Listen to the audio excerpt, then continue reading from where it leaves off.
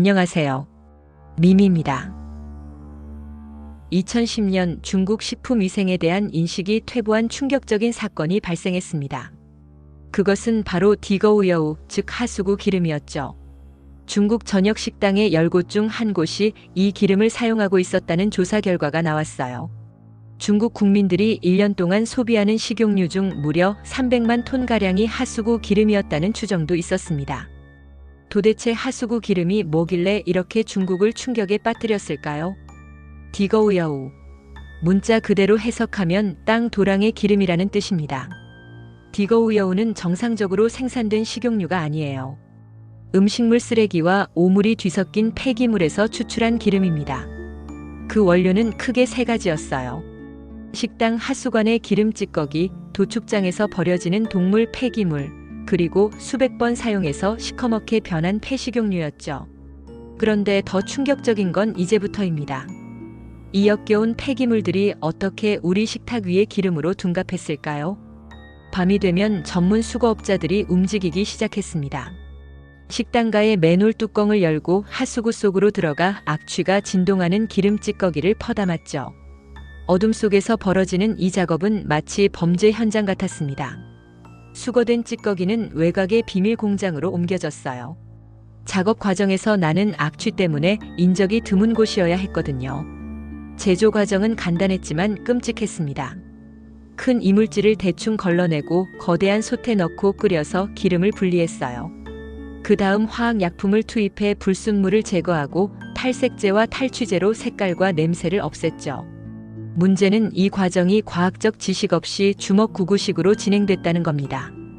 어떤 유독 물질이 생성될지 아무도 몰랐어요. 마지막으로 이렇게 정제된 기름을 유명 브랜드 식용유 통에 담거나 저가 식용유로 포장했습니다. 최종 제품은 육안이나 냄새만으로는 일반 식용유와 거의 구별이 안 됐죠. 왜 이런 끔찍한 일이 벌어진 걸까요? 답은 간단합니다. 돈이었어요. 하수구 찌꺼기는 거의 공짜나 다름없었습니다. 이걸 가공해서 정상 식용유 가격의 절반만 받고 팔아도 엄청난 이윤이 남았죠. 한 범죄 조직의 경우 한 달에 우리 돈으로 수억 원을 벌어들였다고 해요. 또 다른 문제는 허술한 규제와 감독이었어요. 광대한 중국 땅의 수많은 식당과 공장을 일일이 단속하기란 불가능에 가까웠죠. 게다가 일부 지역에서는 공무원과의 유착으로 단속을 피하기도 했습니다. 초기에는 디거우여우를 일반 식용유와 구분할 효과적인 검사 방법도 부족했어요. 범죄자들은 이 허점을 교묘하게 이용했습니다. 그렇다면 이 하수구 기름이 인체에 어떤 영향을 미쳤을까요?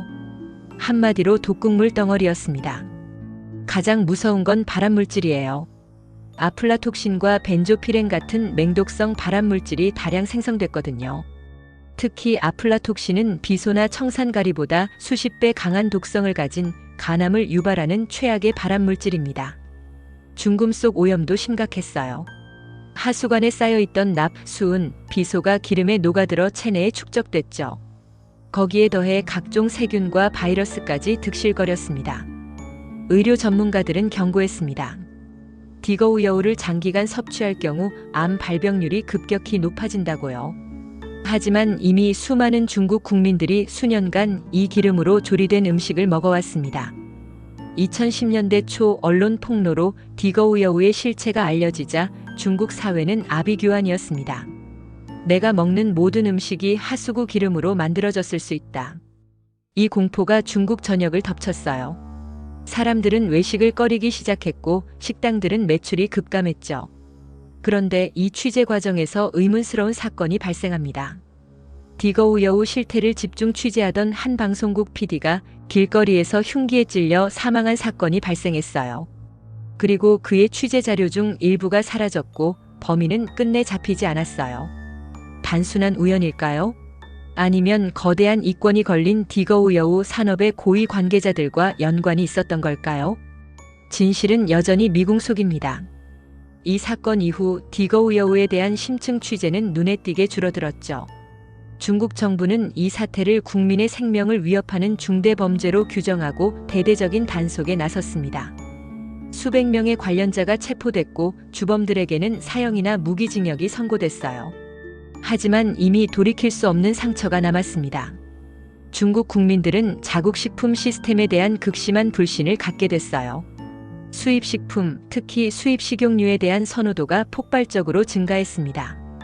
국제적으로도 중국의 이미지는 크게 실추됐죠. 중국산 식품이라는 말 자체가 불안의 대상이 됐어요. 현재 중국 정부는 식품 안전 관리 시스템을 대폭 강화했습니다. 하지만 여전히 완전히 근절됐다고 장담할 수는 없어요. 오늘의 이야기는 여기까지입니다. 댓글로 여러분의 생각을 들려주세요. 구독과 좋아요는 더 많은 영상을 만드는 힘이 됩니다. 대단히 감사합니다.